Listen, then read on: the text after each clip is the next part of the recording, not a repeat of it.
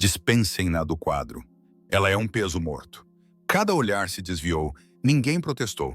Apenas um jovem soldado segurava um arquivo com as mãos trêmulas. Na mesa, o rádio permaneceu em silêncio até um sinal crepitar. Eco 01 se apresenta. Coordenadas recebidas. Quem havia chamado? Quem ainda estava lá para vê-la? E por quê? Por que o vento cessou depois que aquelas palavras ecoaram no ar? Jade Elelanar já havia comandado as linhas de frente a 30.000 pés de altura. Seu caça era uma extensão de sua vontade, rasgando céus hostis com precisão cirúrgica. Agora, ela estava numa sala de reuniões estéril, assistindo sua carreira se desintegrar a cada palavra do Coronel Morrison. Piloto Elelanar, a voz de Morrison cortou o ar viciado como vidro quebrado. Sua negligência resultou na perda de 2 aeronaves e ferimentos graves a 3 de nossos homens. Seu indicativo de chamada Eco 01 está revogado por este ato. As luzes fluorescentes zumbiam sobre sua cabeça. 27 pares de olhos evitavam os dela. O silêncio se estendia como um fio tenso, prestes a se romper. As mãos de Jade permaneceram firmes ao lado do corpo, mesmo quando seu mundo ruiu. Ela já havia enfrentado turbulências muito piores que essa, literalmente. Mas a turbulência no céu era previsível. O julgamento humano, não. Além disso, continuou Morrison, seu rosto marcado sem demonstrar emoção, a senhora está dispensada de todas as suas funções de voo, aguardando uma investigação completa. Sua autorização de segurança está suspensa imediatamente. Um sargento técnico, perto do fundo, sussurrou para o seu colega, alto o suficiente para que ela ouvisse. A assassina silenciosa devia ter esperado por isso. Ela havia ganhado esse apelido por sua capacidade de se aproximar de alvos sem ser detectada. Agora, parecia uma lápide. O jovem soldado Milo Jensen, sentado na terceira fila, cerrou o punho em seu arquivo. Seu olhar alternava entre Jade e os oficiais superiores. Confusão e talvez dúvida nublavam sua expressão. Entregue suas placas de identificação e seus emblemas, ordenou Morrison. A manutenção esvaziará seu armário. Jade ergueu a mão e tirou o emblema prateado de seu macacão de voo, o distintivo de seu esquadrão Phoenix 09. O tecido estava gasto, manchado com o suor e a determinação de inúmeras missões. Uma pequena mancha escura num canto contava uma história que ela nunca havia compartilhado. Seu próprio sangue, de uma missão 3 anos antes, quando um estilhaço havia encontrado seu caminho através da cabine. Ela colocou o emblema sobre a mesa de metal com cuidado deliberado. Não fez nenhum som. Seus pertences pessoais serão processados e devolvidos em 72 horas, acrescentou Morrison, seu tom indicando que a reunião havia terminado. Mas Jade permaneceu de pé. Ela olhou para cada rosto na sala. Alguns com compaixão, outros aliviados, a maioria simplesmente indiferentes. Essas pessoas haviam confiado a ela suas vidas. Ela nunca traiu essa confiança. Nem uma única vez. Um líder de equipe de manutenção falou do lado da sala. O pássaro de fogo não vai mais voar. A frase ficou suspensa no ar como fumaça de um avião abatido. Jade se virou para Tida, suas botas suando no chão polido com precisão militar. Cada passo ecoava no silêncio opressor. Na porta, ela parou e olhou para trás uma última vez. O soldado Jensen cruzou seu olhar. Naquele breve instante, algo passou entre eles. Uma pergunta que o assombraria por meses. Ela saiu para a luz forte do dia, deixando para trás sua placa, seus emblemas, sua identidade. O sol da tarde batia no asfalto onde jatos rugiam, preparando-se para missões que ela nunca mais pilotaria. Atrás dela, a sala de reuniões irrompeu em sussurros, especulações, alívio, julgamentos. Mas uma única voz permaneceu silenciosa. Milo Jensen olhou para o emblema prateado na mesa, a mancha escura que falava de sacrifício, e se perguntou se todos viam a mesma história que ele. O vento varreu o campo de aviação, carregando o cheiro de querosene e de possibilidades. Em algum lugar distante, um rádio crepitava com comunicações de rotina. Mas a frequência da Eco 01 havia ficado em silêncio para sempre. Pelo menos era o que eles pensavam. 9 meses antes, Jade Elelanar havia sido intocável. Seu pai, o coronel Marcus Elelanar, morreu quando ela tinha 16 anos. Seu F-16 foi perdido num acidente de treino sobre o deserto de Nevada. Ela encontrou seus diários de bordo depois, cheios de anotações meticulosas sobre as condições climáticas, o desempenho dos equipamentos e as avaliações da tripulação. Mas, aninhadas entre os dados técnicos, havia pequenas observações.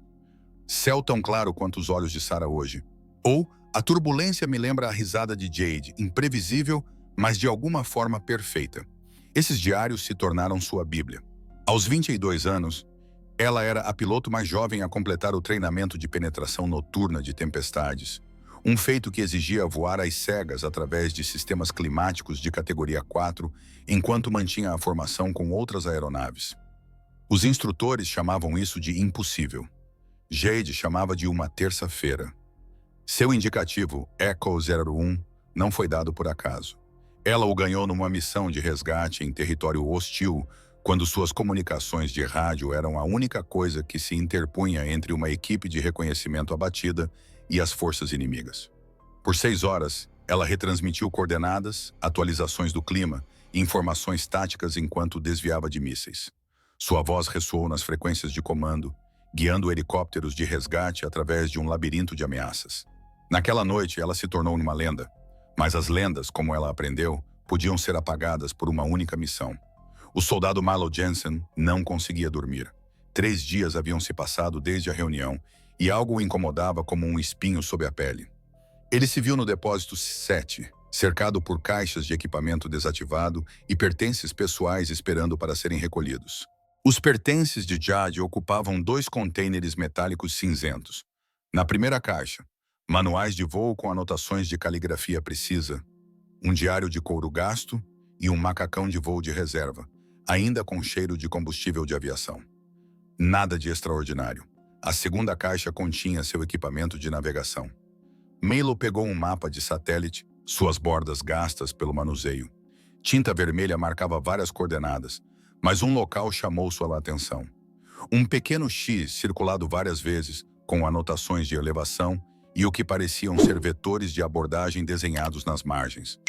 As coordenadas correspondiam à última posição conhecida do Tenente Chen, o piloto que desapareceu durante a missão que encerrou a carreira de Jade. De acordo com o relatório oficial, Chen rompeu a formação durante uma corrida de reconhecimento e desapareceu. As operações de busca e resgate foram canceladas após 48 horas devido a atividades hostis na área. Jade teria violado ordens diretas ao romper a formação para procurar Chen, colocando toda a missão em perigo. Mas, olhando para aquele mapa, Milo viu algo diferente.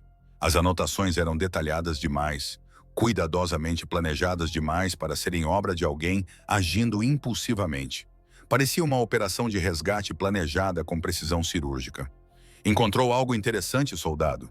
Milo se virou e encontrou a tenente Sarah Cross parada na porta, com os braços cruzados e a expressão indecifrável. Só processando pertences pessoais, senhora. Ele respondeu rapidamente, dobrando o mapa. Aquela mulher quase mandou metade do nosso esquadrão para a morte, disse Cross, entrando no depósito. O desaparecimento de Chen é trágico, mas a encenação de Eleanor piorou tudo. Ela deveria agradecer por não estar enfrentando uma corte marcial. Com todo o respeito, senhora. Milo ergueu o mapa. Alguém realmente verificou o que aconteceu lá? Os olhos de Cross se estreitaram. Você está questionando a investigação oficial, soldado? Não, senhora. É só... Milo apontou para o mapa. Essas coordenadas não são aleatórias. Parece que ela tinha informações sobre o paradeiro de Chen. Informações que ela deveria ter compartilhado com o comando em vez de bancar a heroína. Retrucou Cross. Eleanor sempre foi uma exibida. Isso não prova nada, a não ser que ela estava obcecada em salvar sua própria reputação. Mas enquanto Cross saía, Milo notou que ela não pediu para ver o mapa. Naquela noite, ele visitou o sargento técnico Rodrigues nas comunicações. Rod, preciso de um favor, disse Milo, deslizando o mapa sobre a mesa. Você pode cruzar essas coordenadas com nossos dados de satélite de 9 meses atrás? Rodrigues estudou as marcas. É do incidente de Chen, não é? Só por curiosidade. Rodrigues abriu os arquivos classificados em seu computador.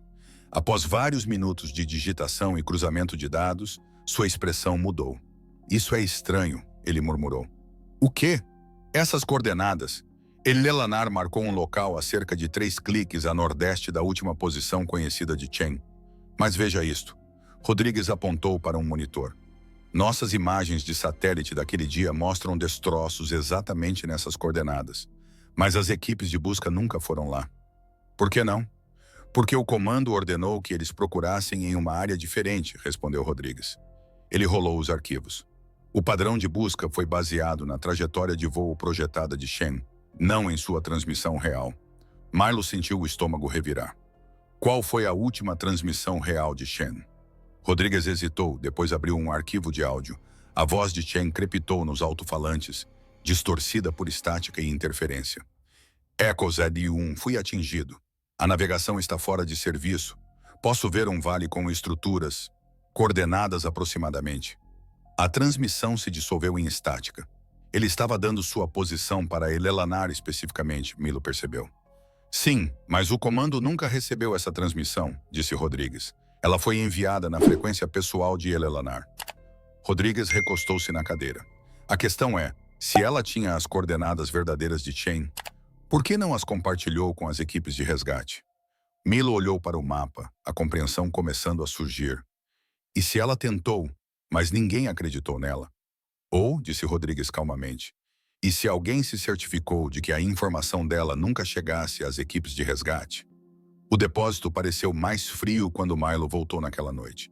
Ele fotografou cuidadosamente cada página do diário de Jade, cada anotação em seus mapas. Se houvesse uma verdade enterrada naqueles documentos, ele a encontraria.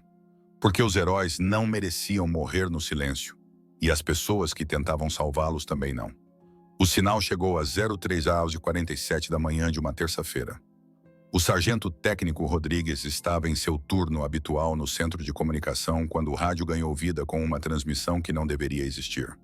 Controle da base, aqui é Echo 01, coordenadas 34.7 do 28 Norte, 86.861 Oeste, sobreviventes localizados. Extração imediata necessária. Rodrigues derrubou seu café. A xícara se espatifou no chão, mas ele mal notou. Echo da 01 era um indicativo morto. Tinha sido por 9 meses. Repita, Echo 01, repita sua identificação. Estática preencheu as ondas por 30 segundos. Então, apenas as palavras. O céu se lembra da Echo 01. A frase enviou um arrepio pela espinha de Rodrigues. Ele já tinha ouvido essas palavras antes, gravadas na parede de concreto do Hangar 7, onde os pilotos às vezes deixavam mensagens para seus camaradas caídos. Mas a voz era inconfundivelmente viva. Em minutos, o centro de comunicação fervilhava de atividade. A Tenente Cross foi a primeira a chegar, seu rosto pálido enquanto ela ouvia a gravação. Isso é impossível, ela murmurou. Elelanar foi dispensada. Ela não tem acesso a frequências militares. Senhora, disse Rodrigues cautelosamente. A transmissão incluía códigos de autenticação criptografados. Eles são válidos. O Major Williams, o oficial de inteligência da base, invadiu a porta, o soldado Jensen em seu encalço. Toque novamente, ordenou Williams. Enquanto a voz de Chen enchia a sala pela terceira vez, Jensen sentiu as peças de um quebra-cabeça se encaixarem. Ele pegou seu telefone e mostrou a Williams as fotografias que havia tirado dos mapas de Jade. Senhor, essas coordenadas correspondem exatamente à transmissão. Williams estudou as imagens, sua expressão se tornando mais sombria a cada deslizar. Onde você conseguiu isso? Nos pertences pessoais de Elelanar. Ela tinha informações detalhadas sobre o local do acidente de Chen, mas de acordo com o registro oficial, ela nunca compartilhou essa informação com o comando.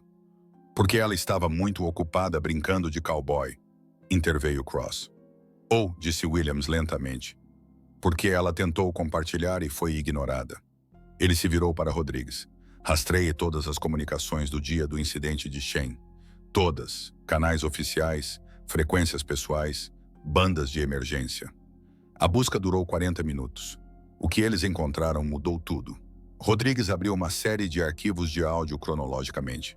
9h23, a chamada de socorro de Shen na frequência de emergência. 9h31, a voz de Jade no canal de comando. Controle da base, tenho a posição de Shen. Coordenadas 34.728 Norte, 86.261 Oeste. 9h32, a resposta do Coronel Morrison. Negativo, Echo 01, mantenha a formação. O resgate e a recuperação são assunto do SAR. 9h34. Jade novamente. Senhor, Shen me transmitiu essas coordenadas especificamente. A área de busca está errada. 9h35. Morrison. Você não está qualificada para liderar operações de busca. Retorne à base imediatamente. 9h41. A última transmissão de Jade. Controle da base. Estou rompendo a formação para confirmar a posição de Shen. Williams tocou a gravação mais 2 vezes, seu rosto ficando mais severo a cada repetição. Ela tentou nos dizer, disse Jensen calmamente. Ela tinha a localização exata de Chen e o comando ordenou que ela não agisse. Cross balançou a cabeça. Ela ainda violou as ordens. Ela rompeu a formação contra ordens diretas. Para salvar a vida de um homem, retrucou Williams, e de acordo com a transmissão desta manhã, ela teve sucesso. Em 6 horas, um helicóptero Black Hawk estava no ar, seguindo as coordenadas de Jade para um vale remoto em território hostil. O que eles encontraram lá desafiou todas as suposições que o exército havia feito sobre o incidente de 9 meses antes. O avião de Chen havia caído numa encosta de colina densamente arborizada, mas o piloto sobreviveu ao impacto inicial. Uma pequena vila ao pé do vale o acolheu, junto com uma jovem local que foi ferida pelos destroços. O ancião da vila falava um inglês hesitante, mas sua mensagem era clara. Uma piloto, uma mulher, chegou 3 dias após o acidente, gravemente ferida, mas determinada a ajudar. Ela forneceu suprimentos médicos, coordenou o cuidado de Shen e da jovem ferida e montou um sistema de comunicação usando o equipamento de rádio recuperado. A mulher do céu, ele a chamou. Ela falava para o ar, mas o ar nunca lhe respondeu. A equipe de resgate encontrou Jade em um abrigo médico improvisado, seu braço esquerdo em uma tala rudimentar, seu macacão de voo rasgado e manchado de sangue seco. Ela viveu de rações e água da chuva por 9 meses, mantendo a vigilância do rádio e cuidando dos sobreviventes do acidente que o exército havia dado como mortos. Chen estava inconsciente, mas estável. A jovem local, talvez de 8 anos, agarrou o braço bom de Jade quando os paramédicos se aproximaram. Já era hora, disse Jade, vendo a equipe de resgate. Sua voz estava rouca após meses de conversas limitadas, mas seus olhos brilhavam com a mesma inteligência feroz que a tornara lendária. O líder da equipe, Capitão Hayes, olhou para ela com descrença. Senhora, a senhora está ausente sem permissão há 3 meses. Ausente? Jade riu, mas sem humor. Fiz meu trabalho, protegendo e servindo, mesmo quando meu próprio comando me abandonou.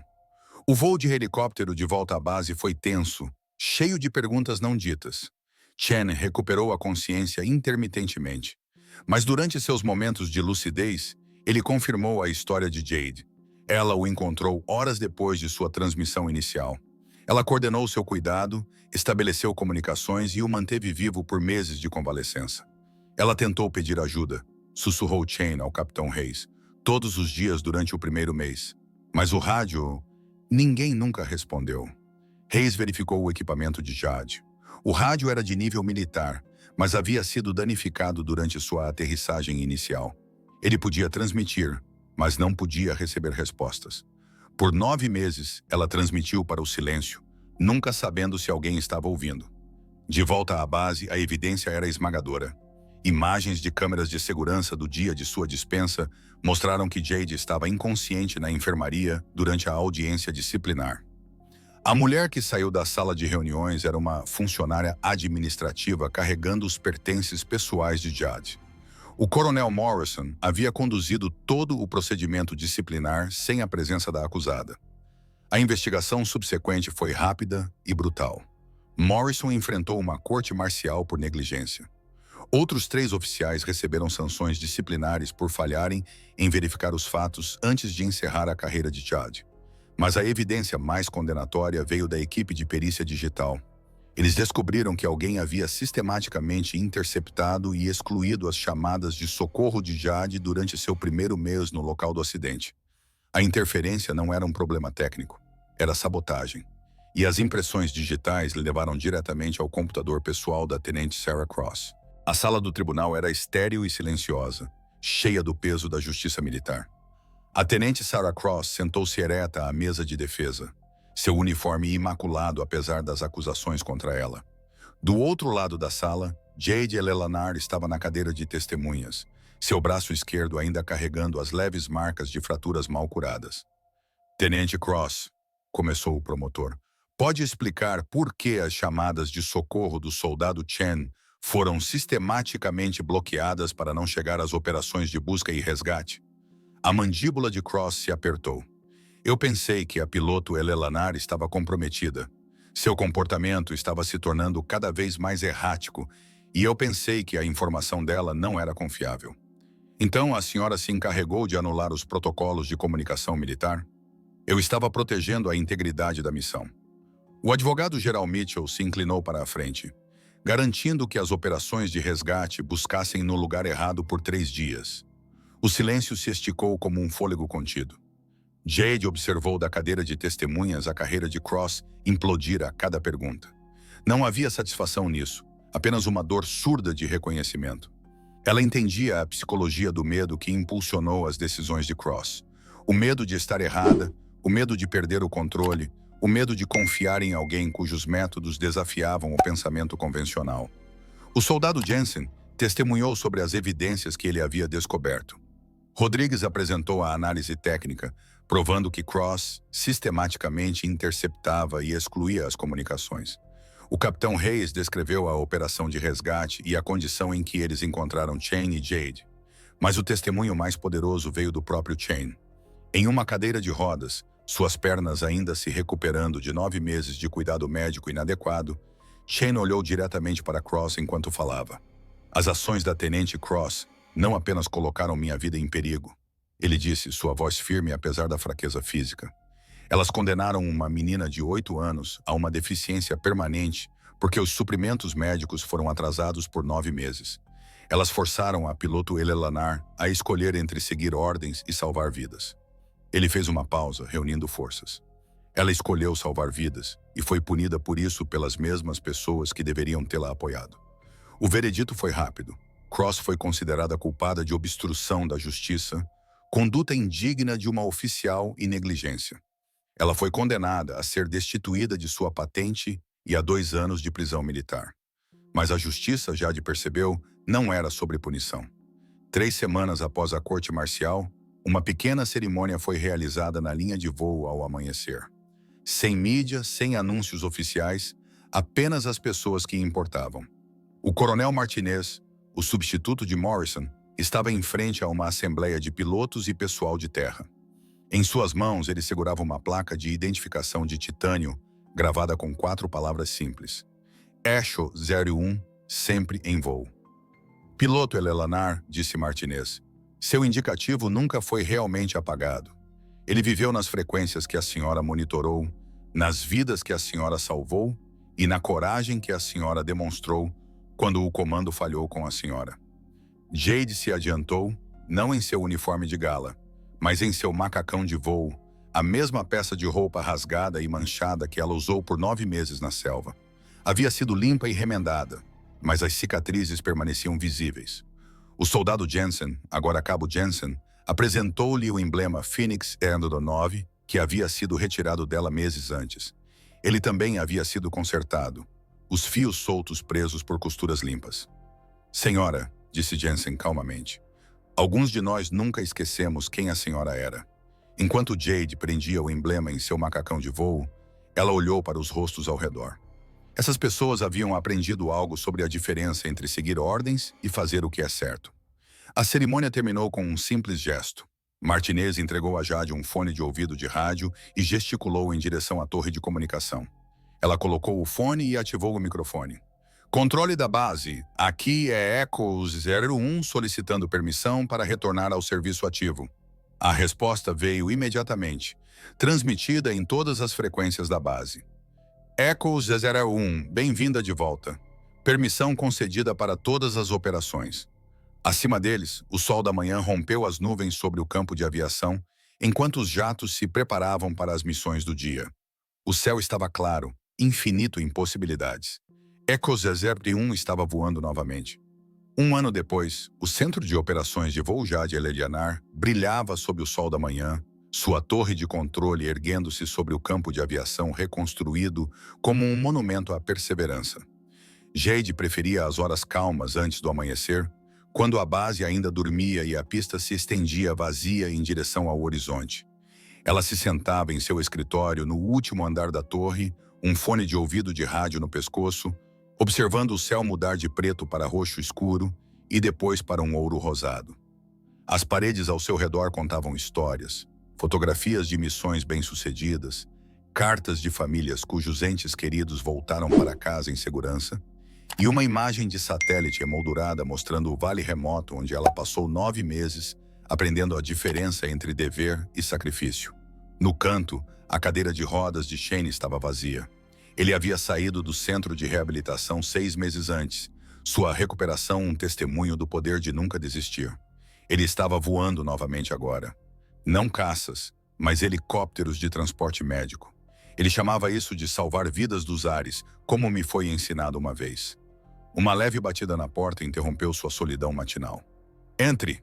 A porta se abriu para revelar uma jovem mulher em um macacão de voo impecável, seus cabelos pretos presos de acordo com o regulamento, seus olhos brilhando com uma energia nervosa. Senhora, sou a subtenente Maya Patel. Fui designada para o seu programa de treinamento. Jade estudou o rosto da jovem piloto, vendo ecos de sua própria juventude. A determinação, a ansiedade para provar seu valor, o fogo mal contido que marca os aviadores natos. Qual é o seu indicativo de chamada, tenente? Eu ainda não tenho um, senhora. Acabei de me formar na escola de pilotos. Fale-me sobre você. Patel se endireitou. Sou a primeira mulher na minha família a servir nas Forças Armadas. Meus pais imigraram da Índia quando eu tinha 3 anos. Eles queriam que eu fosse médica, mas... Ela gesticulou em direção à janela, onde os primeiros jatos do dia começavam suas verificações pré-voo. Isto é a minha casa. E o que você espera deste programa? Tornar-me a melhor piloto que posso ser.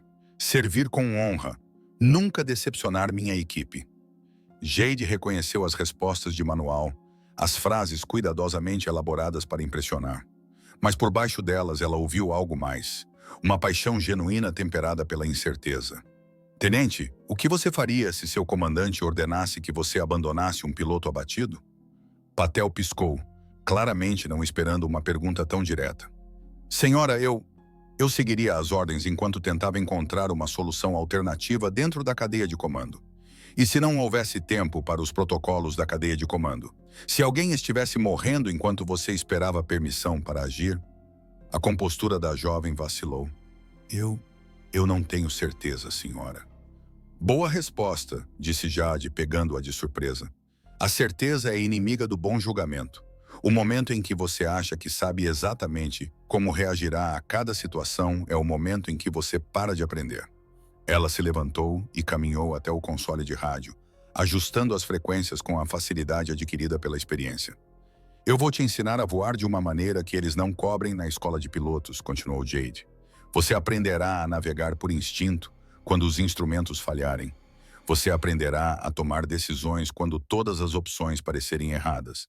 E você aprenderá que, às vezes, as missões mais importantes são aquelas que ninguém lhe ordena a voar.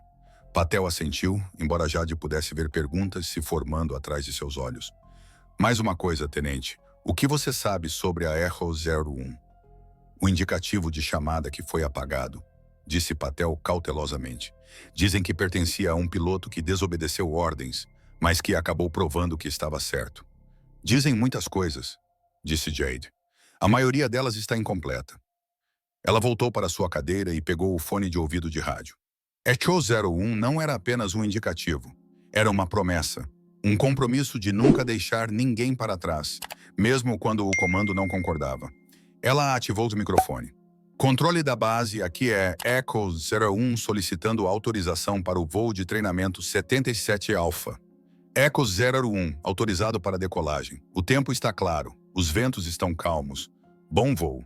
Jade olhou para a tenente Patel, que a encarava com uma espécie de respeito. Pronta para sua primeira lição? Enquanto se dirigiam para a linha de voo, Jade sentiu a familiar aceleração no peito que acompanhava a aproximação de um avião. O ar da manhã trazia o cheiro de querosene e de possibilidades. Atrás delas, o rádio crepitava com comunicações de rotina, indicativos de chamada e coordenadas, boletins meteorológicos e pedidos de autorização. Mas se você ouvisse atentamente, poderia ouvir algo mais naquelas transmissões. O eco de vozes que se recusaram a ser silenciadas. A frequência da coragem que nunca se apagou totalmente no ar. Echo 01 ainda voava, e ela estava ensinando aos outros a encontrar suas próprias vozes no céu.